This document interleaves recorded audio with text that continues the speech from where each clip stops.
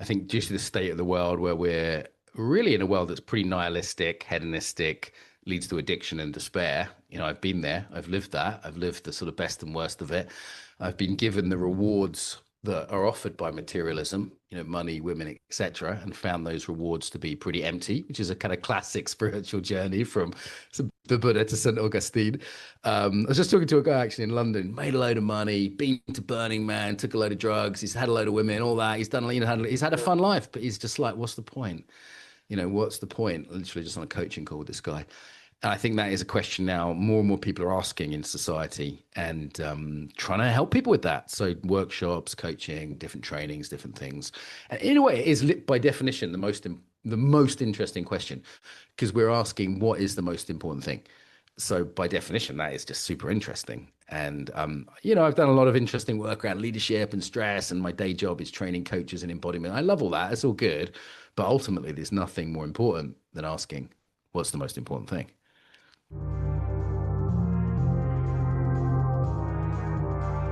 Hi, welcome, Mark. So today, I'm joined by Mark Walsh, and Mark Walsh is known for, he's work in the embodiment space. Basically, he spent years exploring how we reconnect with body, meaning, community, and basically what makes life worth living, I would say.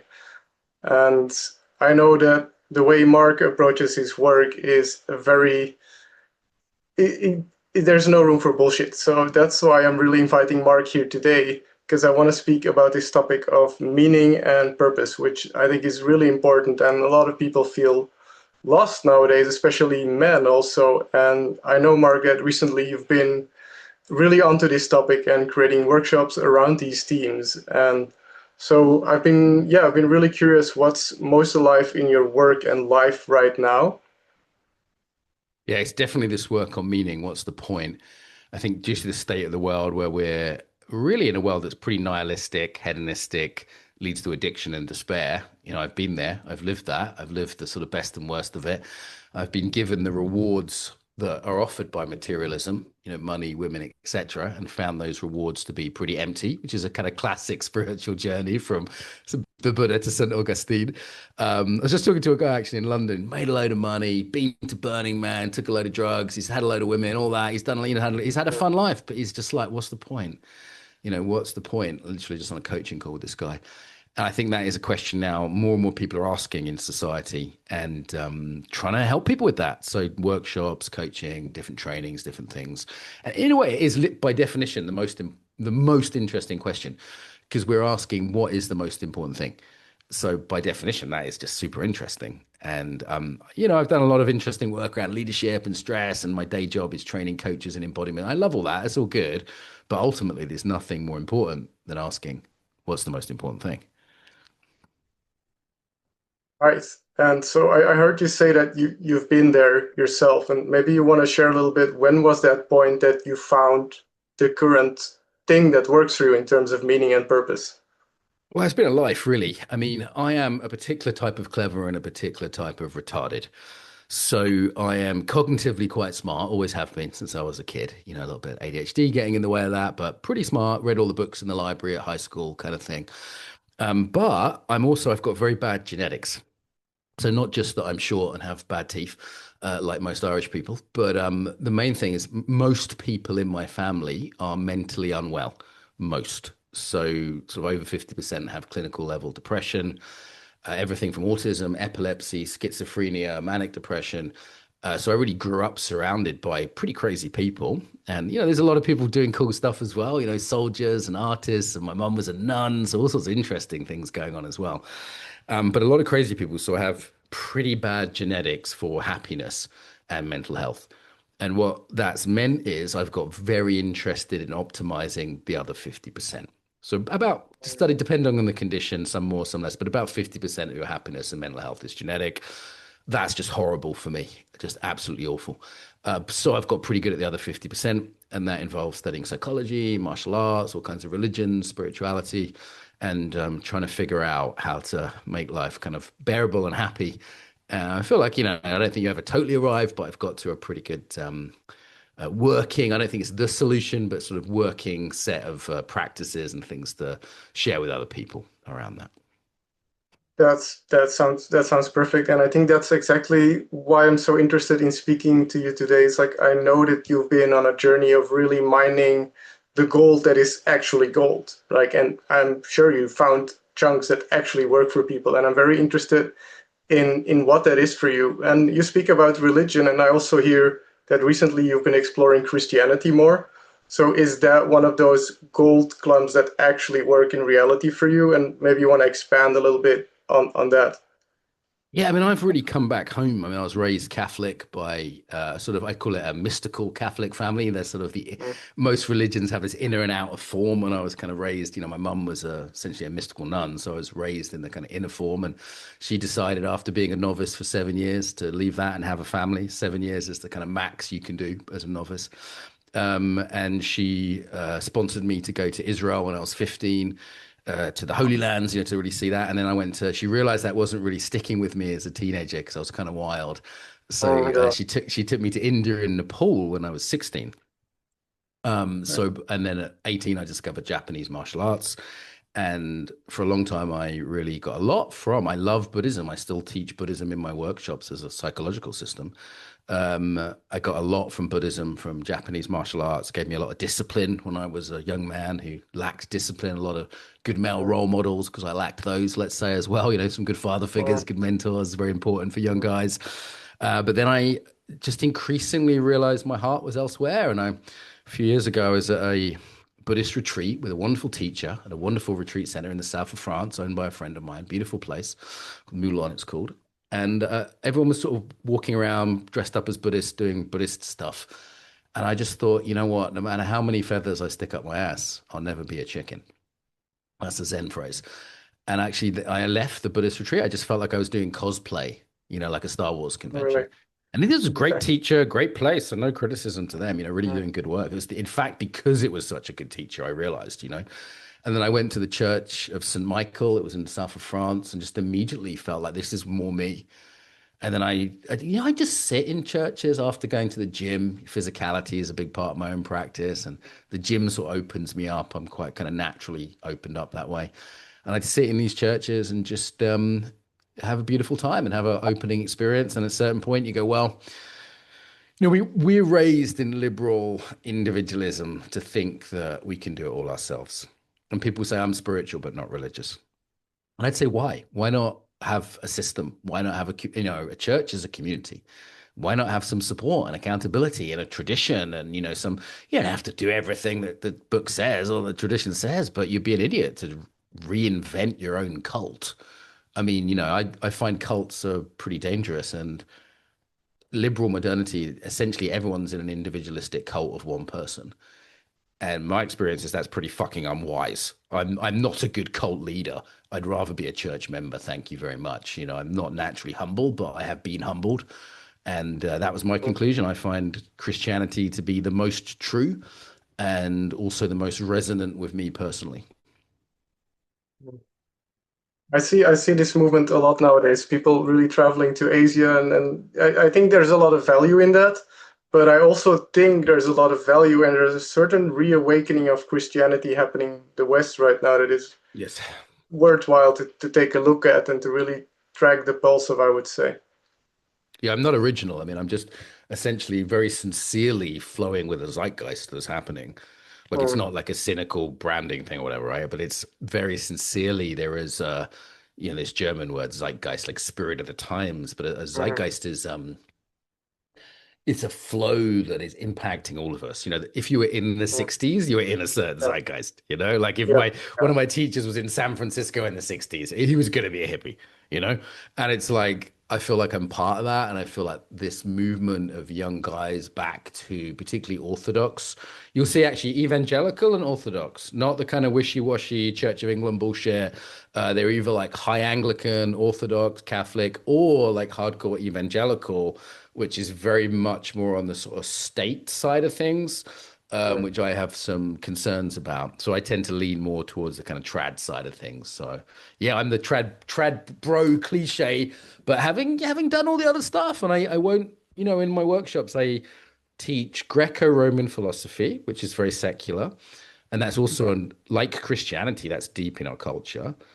Christianity, everybody's Christian, even if you say you're not. Like it's in your Mm. bones, whether you say you're not. And I teach a little bit of Buddhism because I think those of us who have been to the East and have studied New Age stuff and spiritual stuff, like that's the sort of best of that. Rather Mm. than some New Age bullshit from Bali, you might as well study like proper Theravadan Buddhism or proper Zen and, get the real stuff. And then those things are remarkably compatible. Western culture's built on the first two. And the third one, I think, as long as it's Mm.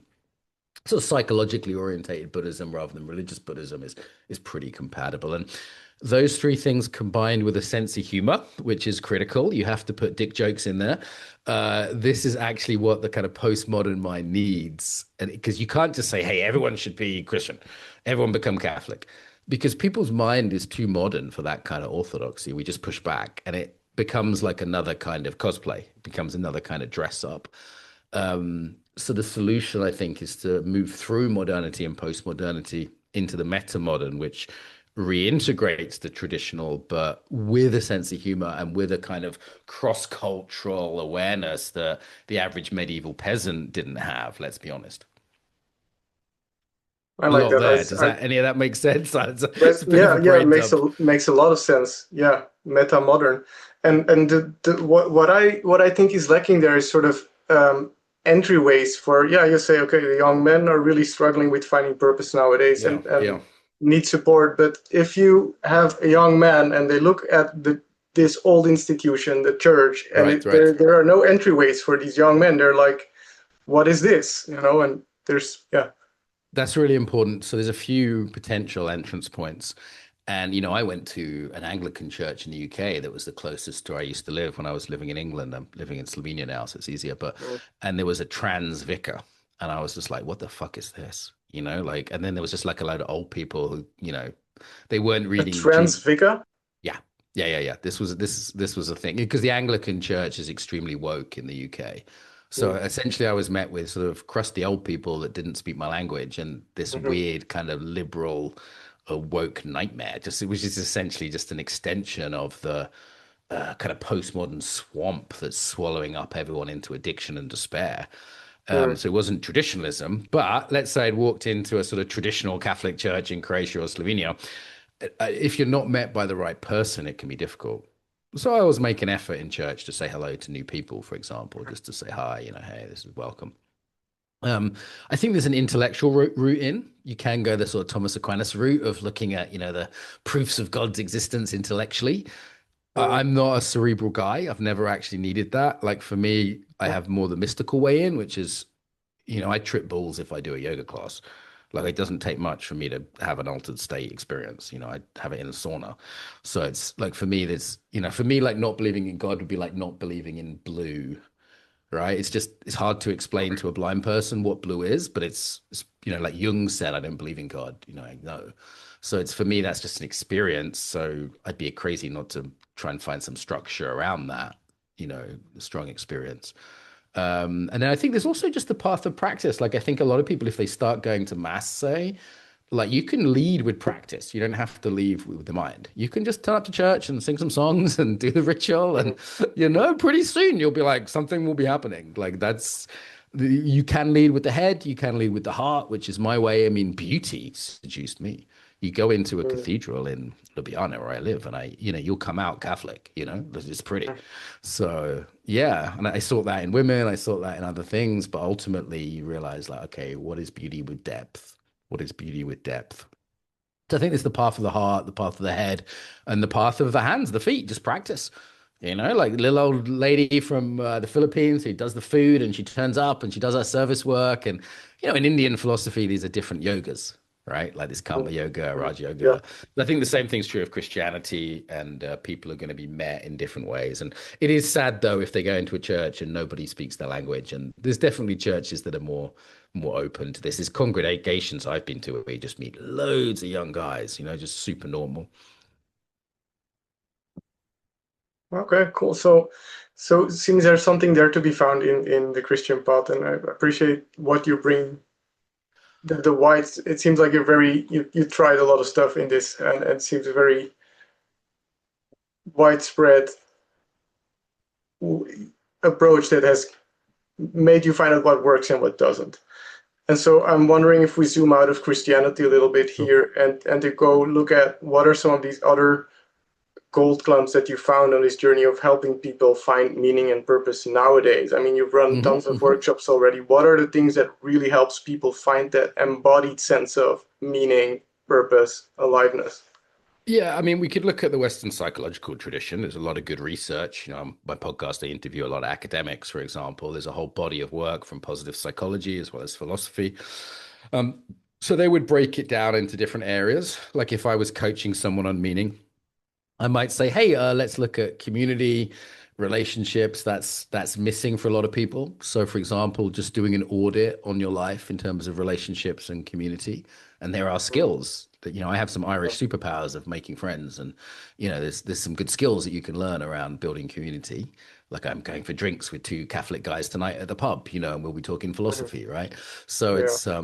this is just live, but there's a skill. I think the Irish and the Italians have it, but not everyone.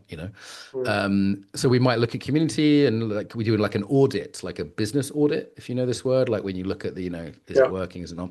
And then we might look at transcendent practices. So like, okay, let's say you don't want to go to church. Okay, fine. What can you do? Can you meditate? Should you be doing psychedelics? Not everyone should, not always advised. Should you be fasting? I know for a fact if I go on a silent retreat and I don't eat for 3 days, I will be having visions by day three. Like for me, that's just as reliable as if I eat a meal, I take a shit 24 hours later. Yeah. Like it's really that reliable. Like, so there's a Mhm. whole load of technologies out there which are pretty well studied. Some academically, but many subjectively. Breath work I've done a lot of, for example, can be very helpful for people. Movement work, obviously, somatic work, obviously. So some people need some help in that. Like maybe breath work safer for some person, but not someone else, depending on like trauma background. And this is something I've studied Yeah. a lot. So you need to know, like, I'm kind of like a GP of psychosomatic kind of practices, like a doctor who can send you to a specialist. And then we might look at life purpose. So, what do you want to do before you die? Death meditations. Mm, I got a whole bunch of death meditations. Some of them are very intense. It's like not for the beginner level. And mm, some of them are more light. You get people to draw their own gravestone, for example, on a piece of paper. And they put a date yeah. on it and a few words on it. Or we might do a Tibetan, where you really contemplate the crows plucking out the eyes from your corpse. We could go a bit more hardcore. Like I take Mhm. people to literal graveyards and have them lie on the floor and in the cold. Mhm. So there's things you can do that there's a range of intensities depending on the group. Again, trauma levels, experience levels. But there's a bunch of coaching work you can do that's very, I've coached people for 10 years on life purpose, and like it's not that hard to figure out what to do with your life, actually. If there's a big if is the middle word in life, as Colonel Kurt said, if you can get rid of the distractions. So most of us are distracted and addicted. That's how modernity deals with our lack of meaning. It throws at us endless, like this phone has more titties in it than all of my ancestors have seen combined.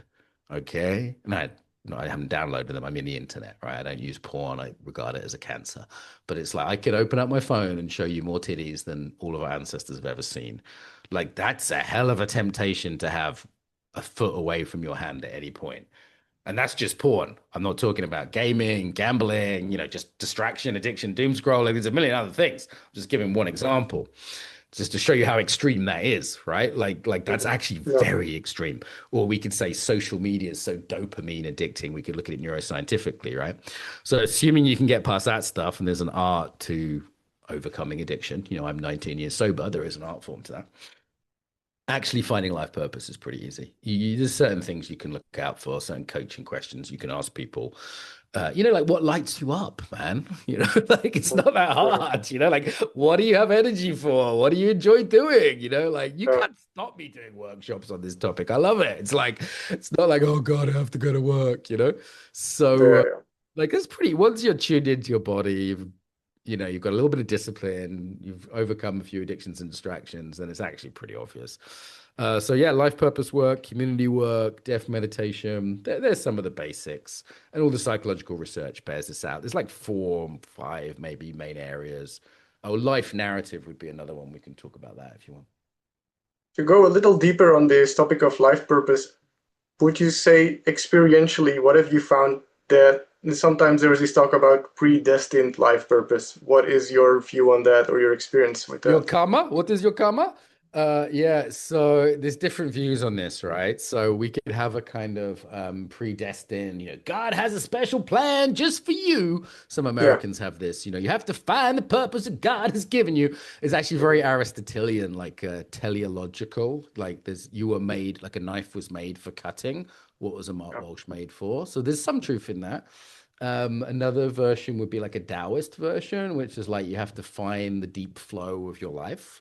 The Scandinavians talk about following your weird with a Y, which is a Okay. little bit like destiny plus Taoism. It's like a bit of flow and a bit of destiny. It's a bit half and half. The Mhm. Arabs talk about kismet, which is very much like destiny. It's very predetermined. The kind of existential view would be like you choose, like the sort of Albert Camusian, is that a word? Mhm. Sort of existentialist view would be like in the face of the absurdity and nihilism of modernity, you laugh and choose purpose. This is kind of very Mhm. Nietzschean as well in a way. It's Yeah. kind of Yeah. like will to power. So I think like from the kind of Arabic Christian Aristotelian through more like Taoist existential to sort of full Nietzschean, you've got a kind of scale of I mean, this is a very in-depth answer. I hope you don't mind. You've got a sort of scale of possibilities. And I think some people very much have a sense of I was made for something, I need to discover it. And other people, they're like, you know what? I'm just gonna choose. It's like the same with love, right? Is there like a soulmate just for you who you have to find? Or is it, you know what, you just find a girl who's good enough and then you commit, right? Like both of those are valid.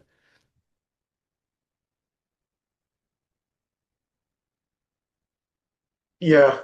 There's a lot On to the take in there, huh? You got to chew on that. You're on getting a the day's workshop in an hour here, man. well, on the topic of love, it's really finding our unique expression of love, and I would say almost what I discovered, not even finding it, more like you say, surrendering to that flow of it. How does it want to flow and move through me naturally, organically, like the Tao? And my God, I appreciate you're a very fascinating man. I appreciate all the angles you bring up. It's clear that you have explored them all very well. Which one is your favorite? I mean, I think psychological sophistication is being able to move between perspectives. I'll give you an example, right? Like I have ADHD. I'm researching this at the moment for a coaching course on ADHD. You can look at ADHD as a pathology with symptoms, or you can look at it as neurodiversity with superpowers that make me superior to the average normie. Both of those things are true. Some days I'm like, oh my God, I hate being ADHD. My brain is like a Mm, box of frogs. I'm so tired of this. I'm so, compulsive, impulsive. And other days I'm like, oh my God, I feel sorry for normal people. You fucking muggles. I feel like you can't do this shit. This is easy for me. Both of those things are true, but there are going to be times when it will be more useful to hold either perspective. And I think sort of maturity as a teacher is not being too fundamentalist because I've got in my class I've got like Catholic, I've got like postmodern Berlin gay drug addicts and like Catholic Slovenian boys, and everything in between. So it's like if I'm too hardcore about a particular perspective, then it's not going to be helpful. Now, that doesn't mean though you get lost in the postmodern swamp. There are things that don't work. I've thoroughly tried hedonism, for example, and it doesn't lead to happiness or meaning. So there's things I can say, don't do that, kids. I highly recommend not running this experiment of crack. Like it's like I'd rather my son doesn't smoke crack. It's not an mhm. experiment. I hope he does. But if he does do the experiment, I'll be there pretty quickly to pick up the pieces, right? So it's some people have to learn I mean, I learned the hard way pretty much everything in life. The Buddha said that some horses have to be shown the whip, some horses have to be whipped, and some horses have to be whipped to the bone. And I was definitely a horse that had to be whipped pretty hard. I'm lucky to still be here. So I don't recommend learning the hard way, but some people have to.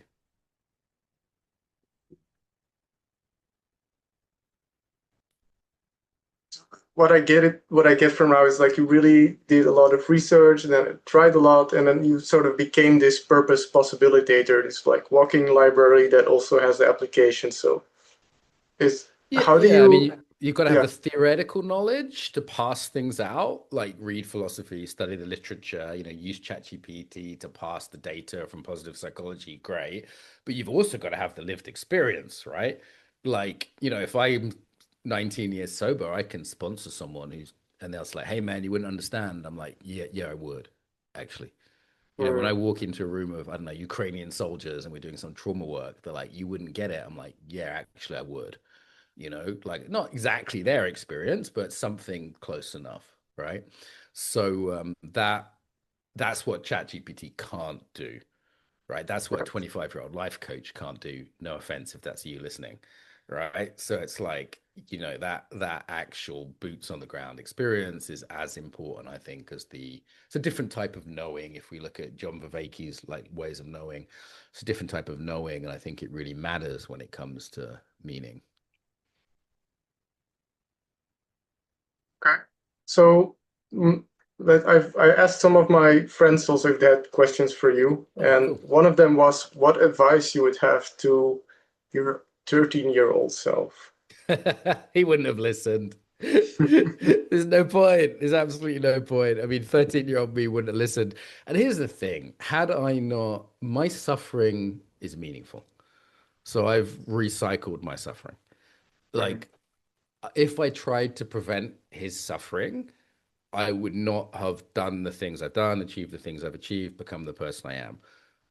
So this is why we should never resent our past suffering. We can make meaning of it, right? When the time's right, like not too soon. If someone's mum's just died, you don't say, "Hey, what's the silver lining?" But Mm, it like in time that suffering becomes meaningful. I'll give him a hug, because I was suffering a lot when I was mhm, 13. But yeah, like there's this image of, I've got it in the background actually, like there's the image of Mary holding Jesus's dead body when she takes him down from the cross. mhm, And, when she had that baby, she knew he was going to suffer. Like, this is every mother. This isn't just Mary. I mean, Mary is the ultimate example, right? Because she has the best possible child and the worst possible things happen to that child, the least deserving, let's say. But, my mother used to drive me to the airport when I was on my way to Afghanistan, right? So it's like, can you imagine being a mother driving your child to the airport, knowing that he's getting on a plane to Afghanistan? And she mm, had to drive me, I think, one time because there was no train that early or something early in the morning, the flight. mm, And I'm like, that's what we're doing. And that's what kind of like that would be the feeling I would have if I met my 13-year-old self. It's like, wow, you're mm, about to go to Afghanistan. And I wish I could stop you going there, but I'm not going to. mhm. Beautiful. So, if a young man, any young man nowadays, just simply feels lost, what's your standard recommendation you have? Yeah, I mean, there's some basics, right? Exercise. Let's start with some really simple shit. So, do some kind of exercise. If you're super fat, walk. Okay. If you can get to the gym, go to the gym. Yeah. Okay. If you go to the gym, do some movement culture, do some martial arts. You're young, do jujitsu, do kickboxing, Mhm, get kicked in the head, climb mountains, go surfing, do some stupid shit. Okay. Like extreme sports or martial arts. If you can, if you're not up to that yet, just go for a walk, go to the gym. Okay. Number one, physicality. That's the basis of everything else. Like, sometimes I talk about the tetrarchy model, which is four connections. First one's to the body. That's the basis of all the others. Second one is build good friends. So, build friendships, invest in friendships, build your own fellowship of the ring. Like there's a reason that's mhm, popular. It's not just Frodo on his own. So, like, really invest in relationships and friendships, even with imperfect people, when no one's perfect. mm, Thirdly, third connection. So, connection to other people. Third connection, like find a church would be another one as well, right? Like find some kind of place or a dojo, a Buddhist meditation studio. Some people have been very hurt by Christianity, so it's too difficult for them. Third one, get outside every day. Like the whole touch grass meme. I'd have to tell you this, right? Like the whole touch grass meme there exists for a reason. Like the kids have worked out their mobile phones are toxic. The kids are okay. They've figured it out. Like this device is a demonic portal to hell. They've worked it out. So it's like spend 2 or 3 hours a day outside. I do all my coaching calls outside. I was outside just before this interview. That's the last one. Fourth one, find some kind of transcendent practice, breath work, prayer, meditation, something. There's a bunch. I'd say be careful with drugs, but there's a bunch of good stuff out there. So they were the four things I'd say is the basics. And I will place any amount of money that if a young man does these four things, their life will get better. They will be happier, they will get better girls, they will get wealthier, blah, blah, blah, blah, blah. All the material things, but more importantly, the spiritual and the happiness. So, I can't promise them they won't suffer, but I guarantee if they do those four things, their life will improve. All right. So what I'm hearing from that is really this importance of bringing them back into connection to these four Connection pillars. to self, connection to others, connection to the environment, connection to God or higher power. Four connections, tetrarchy, I call it. Four is in my book, four basic connections. You need all four. You can't just do one, right? You need all four. Right. So this is basic model of resilience, of happiness, of well-being. Okay. Is there a kind of program that people can follow to get support in filling up these four pillars? So I I mean, imagine what you a just book's mentioned, the pretty cheap. distraction all around. I mean, How to Become Human, a guide for young men. And if they can't afford that, email me and I'll give them a free PDF. Okay. I don't make much money from it. So that's written in there. If people want to it breaks it down. There's things you can draw on and write on. It's pretty easy read. It's made for ADHD, attention deficit people. You could read it on the toilet in a week. So yeah, I'd recommend that as a guide. I mean, if they can get to my workshops, great. But there's a lot of other good stuff out there. And I think a lot of young guys are pretty smart. They've listened to all the Huberman things and all the Chris Williamson things, and what they actually need is a program. What they actually need is to start doing stuff. They don't need more information on this stuff. So, let's say you don't want to buy my book or go, fine, no problem. Get five guys together who have got the same interest as you. Four or five guys, four or five friends who are a bit lost, who are a bit addicted, who go, okay, I want to do something with my life. Every week, get together, do a little bit of meditation or prayer, a little bit of exercise, a little bit of listening and discussing, talking to each other. Go outside, do that basic shit like 1 or 2 hours a week with a group of men. You can do that yourself. Okay, if you can find a men's group, even better, but you can do that yourself. You don't need to spend a penny on this. Right. Awesome. And I just heard you talk about the devices and the distraction they really are nowadays again. And so it seems like it's really something you're aware of. And I think a lot of men struggle with nowadays. Are there some simple things that work for you on how to deal with this so we don't get sucked into these digital realms? Yeah, I mean, first of all, we should be grateful for the how addictive these things are because they're forcing us to become saints. They're actually I cannot look at porn. Like, there's no way I want to involve myself with AI porn. There's no way, right? So it's like we're actually being forced to become very disciplined. And actually, I think the human race is going to split into two. There's going to be the people that develop the discipline and the moral courage and the fiber and the spine and, in a community, right? If you need to join Alcoholics Anonymous or a church or a support Mm. group, do that, right? But the world is going to split into the people who are just decadent wretches who are just absolutely hooked to their devices and the people who've overcome them. So, practical things, I don't know, get outside more. If you're eco-regulated, you're going to be less interested in your phone, get good relationships, same four things, right? Then if you're hanging out with your friends, having a great time, do you look at your phone? I don't personally, for me, I won't be thinking about my phone while I'm in deep in conversation with my bros at the pub later. Exercise, when I'm at the gym, I play music, but I'm not checking my phone, right? It's just I'm in the body, you're deadlifting fucking 200 kilos. You're not thinking about, oh, well, what's the Snapchat? Yeah. Practical thing, don't go on it for an hour in the morning, which is hard, but once you develop that habit, it sort of kind of breaks a dopamine loop. If you can do an hour before bed, great. I struggle with that, but I've really got the hour in the morning. So nothing like social media or dopaminergic in the morning, like no gaming, no social media in the morning. And that just, I do meditation and prayer, eat food, read a book, crazy, read a book. I know, old school. And that just sets up my day. So if you can do that, even better. But it's back to those four connections again. If you're doing those four things, it's going to be much easier to resist the itch. Oh, and accountability. My fiance and I will say, okay, no phones at the lunch table. Okay, she's Italian. We like to sit and have food together. She's like, no mobile phones. So, okay, make her that promise. Now I have to. All right, so some accountability. You go to the pub with your friends, say, right, no mobile phones till 10 p.m. All right, you make it a deal. So there's little things like that that can help. But, it is hard and it's unfair because what we're up against is genius level technology from some of the smartest, best funded people on the planet who are destroying our minds, which are the gateways to our soul. Like concentration is the gateway to the divine. who are destroying our minds, damaging our souls for profit. Like, let's make no mistake, these people have names and addresses, and what they're doing is not okay. So we are up against an absolutely terrifying machine. And if you are imperfect and you've got like a little mobile game you play, or you're a little bit addicted to some gambling thing, I get it. Like, I'm not going to judge you. It's not easy. Yeah, thank you for that. You speak about the gateway to the divine, and earlier on, I heard you say about going to church. And if I heard you correctly, you said you had some kind of revelation or opening to spirit. Would you speak a little bit about that? I mean, these things are a bit crass to speak about, A, because they're private, but B, because they sound pretentious if you talk about them.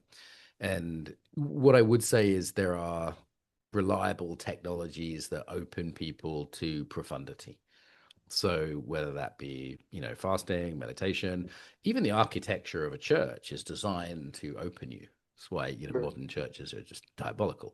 If you go to a beautiful old cathedral, it's set up to give you a transcendent experience, just aesthetically and in the architecture. So I think we shouldn't think of luminous or oceanic. There's a whole science of it. People can look up Ken Wilber or different people. We shouldn't look up these states as weird. I think normative human consciousness is probably something like a trance state. I suspect most of our ancestors in the forests were not having a modern distracted mind.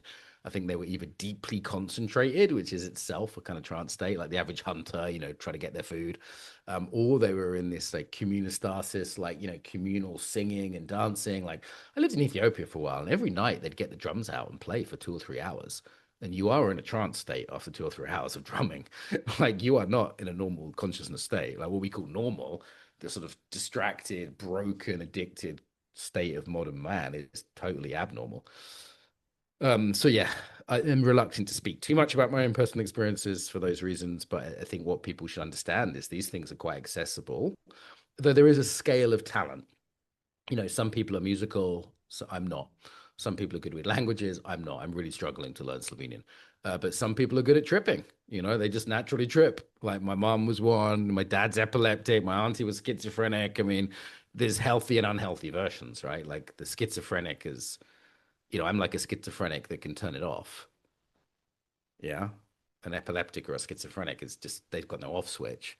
So I can do my counts most days, not every day, most days. So I mean, you got to be careful with this stuff as well, right? Like, I had 3 months where my entire body felt like warm, bubbling champagne, and I was just continuously in love with everything.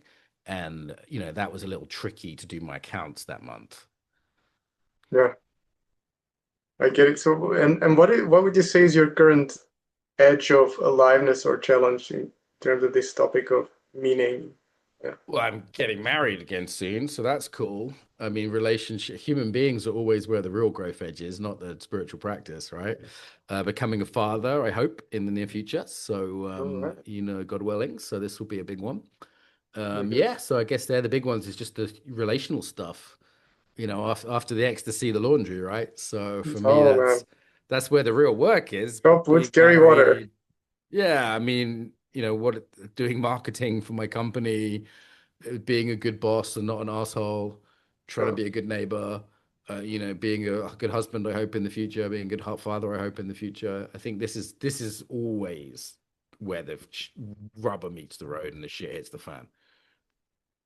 Yeah, and I'm in personal conversations with I'm 34 now. A lot of people around me are becoming fathers, and some Hmm. conversations I've had with them is that actually this whole topic of purpose completely changes when one Yeah. becomes a father. And there's so much to say about fatherhood, and yeah, I think it's a beautiful journey. Well, You'll yeah, go on. let's just think about modern culture as a death cult. We're one of the few cultures in human history that's decided en masse to not have kids. I mean, not having kids is as weird as being anorexic. Like, if someone doesn't eat, we think they're weird because that's a very basic human need to eat. Right. Well, actually, having children is as basic as eating if we think of it kind of just evolutionary wise, not only spiritually, just evolutionary wise. Spiritually, it's like we don't believe in our culture enough to reproduce it meaning wise. We don't. celebrate ourselves and our cultures and our heritages enough to want to reproduce that, which is where you have, the kind of mass migration as the practical and philosophical substitute for replicating our own cultures, which is a kind of death cult. And 1/3 of all babies conceived in the UK are killed in the womb. Like that's a literal And death again, cult. so you say mass migration is a Yeah. way to, Well, if you don't love your own culture and don't reproduce your own culture, practically and economically, you need to import other people to do the jobs, like look after the old people or whatever it is. So if you go right, to an old right. people's home in Italy, it's full of Africans looking after the old people. Now, Mm, no disrespect to those Africans, I'm sure they're working very hard, but they only exist because the Italians aren't fucking. And if Italians aren't fucking, then we have a very serious problem. Like, it's like, come on, like even the Italians aren't fucking, like there's a right. serious issue going on here, guys. So that issue we often think of as like economic, but there's plenty of poor people. Like Nigeria is a poor country, but they're still having kids. So it must be a meaning issue. There's something in our culture. This is some biological stuff about testosterone and plastics and things, but most it's multifactorial. But the biggest factor I see is that we don't believe in our own culture.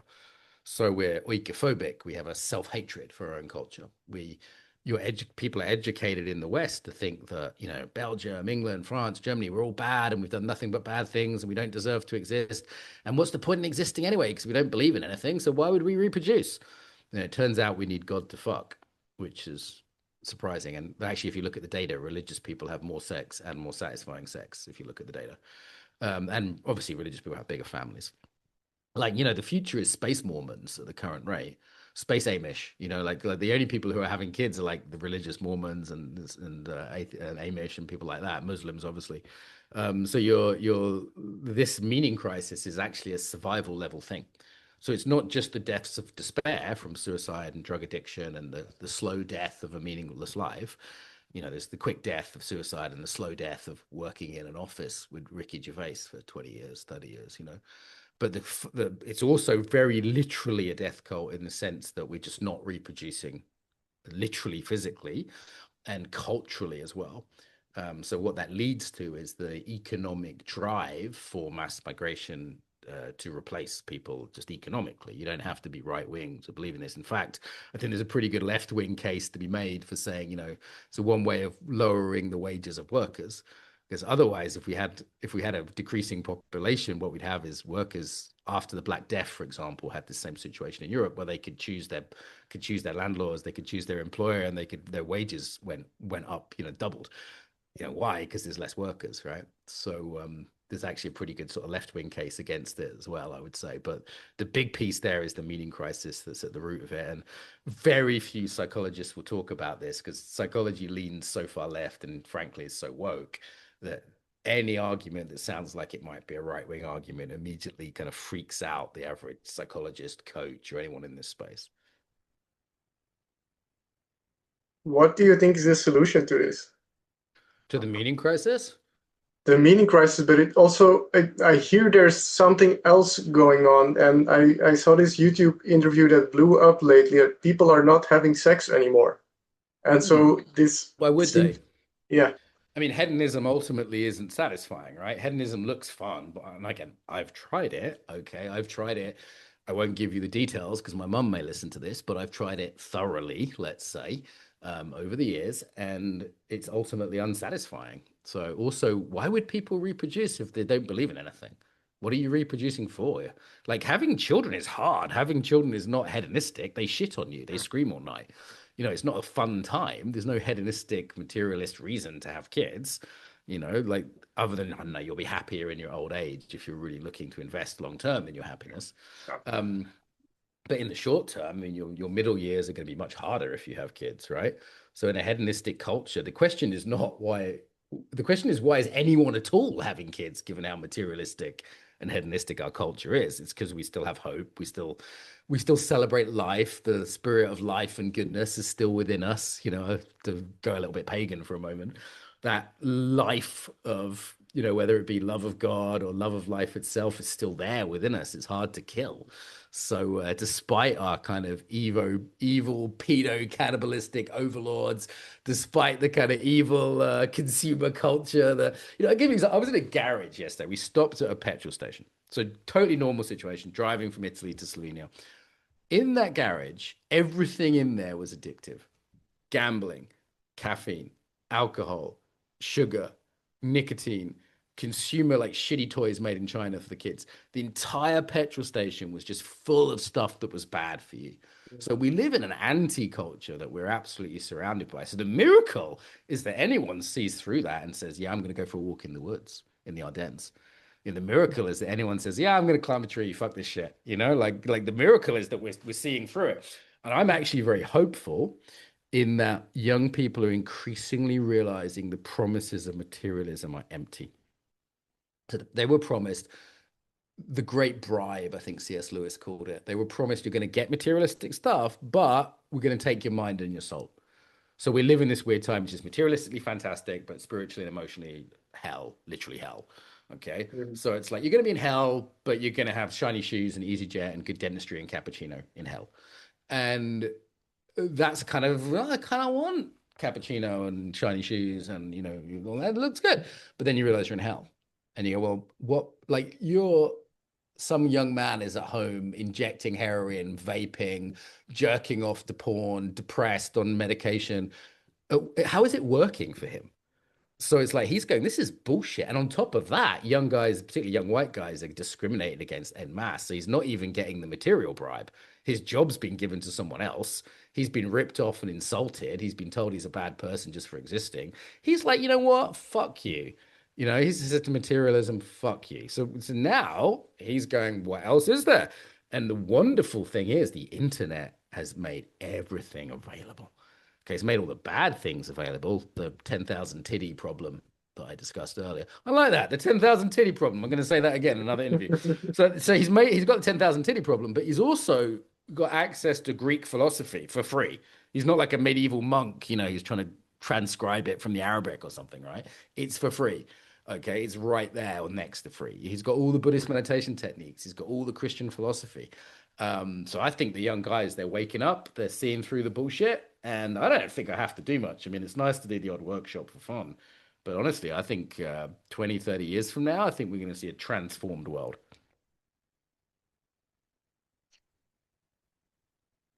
What do you feel still feels unsaid in this space here today? What's unsaid? So we've talked about purpose, meaning. I don't know, man.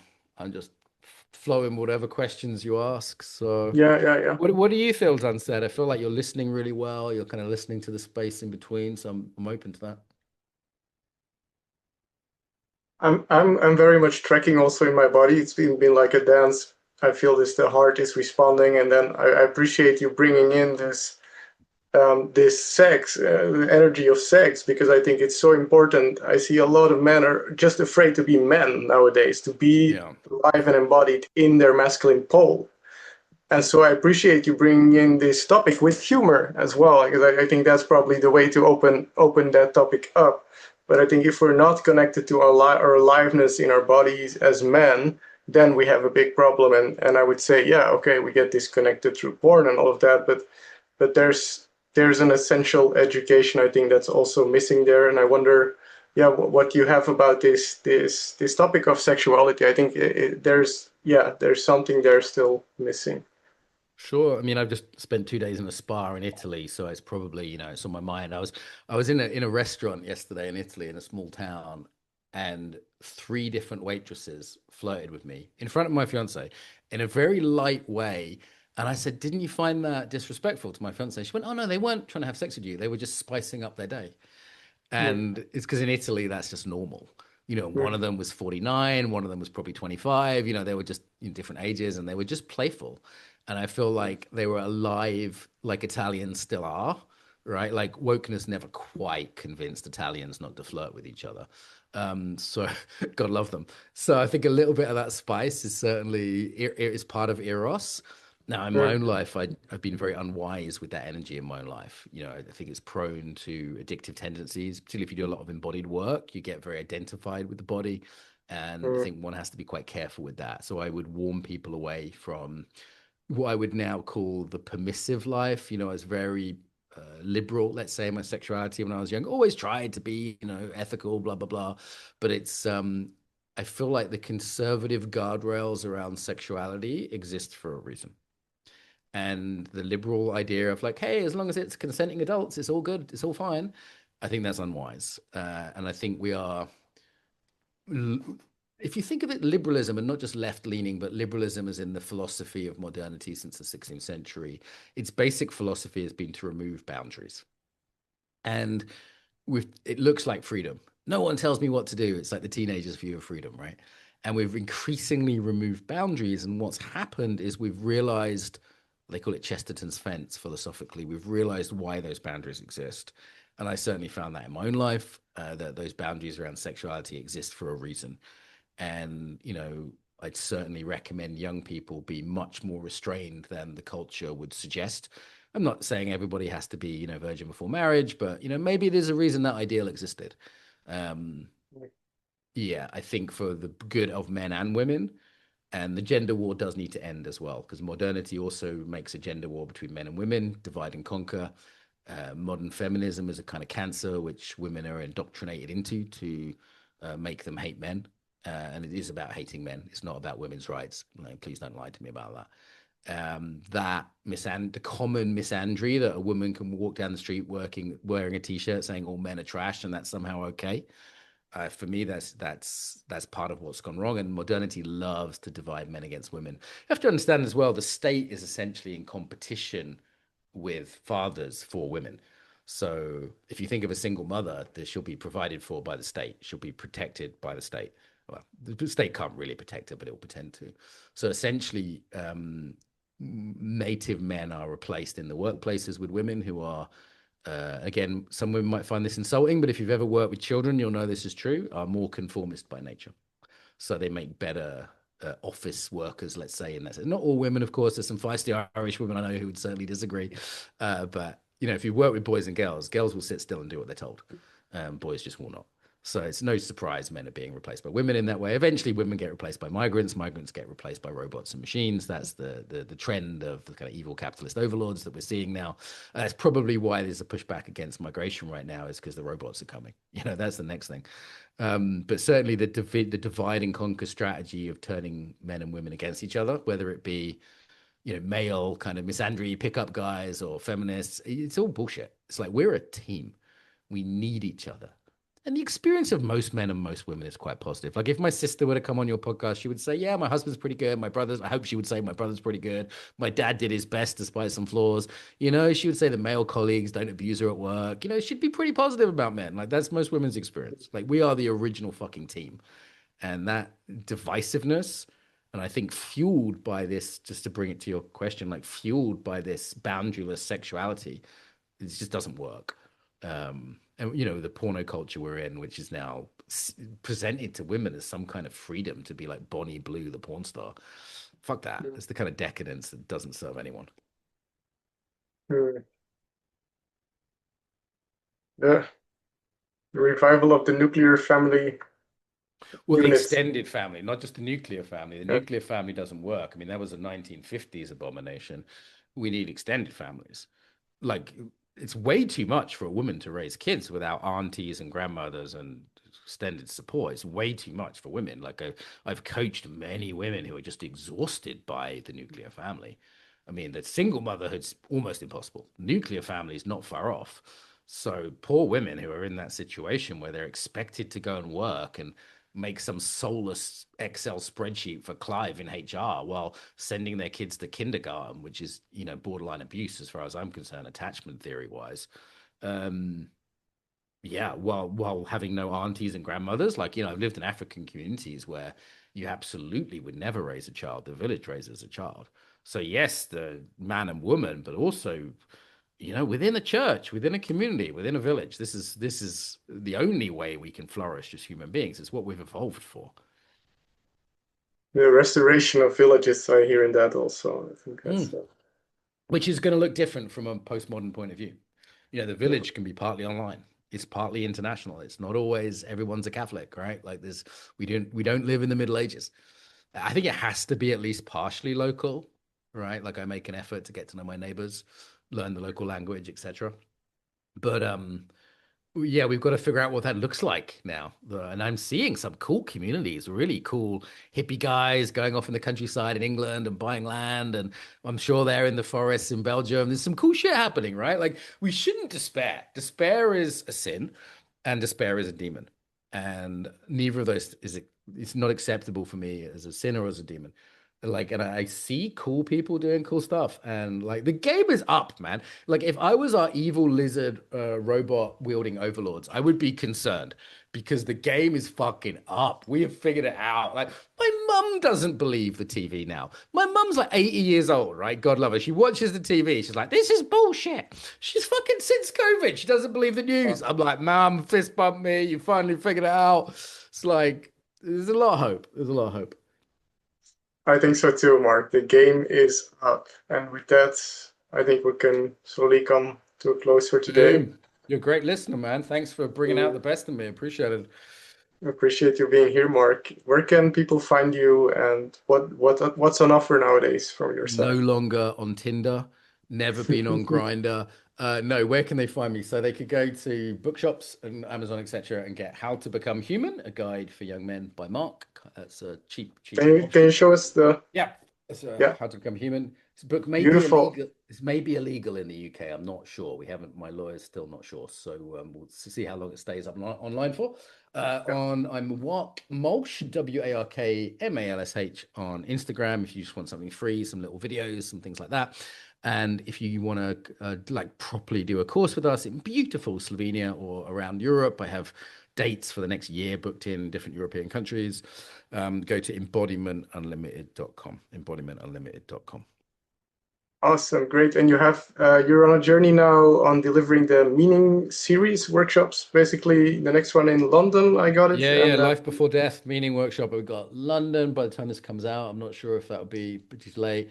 And then in the diary, there's like Zurich, Berlin next year, all sorts of European okay, cities. I'll There's send the loads, there's links, the loads, links there's under the loads. video. Thank you, Mark. Amsterdam, all sorts. Cheers, man. Yeah, Thanks for your time. thank you so much, Mark.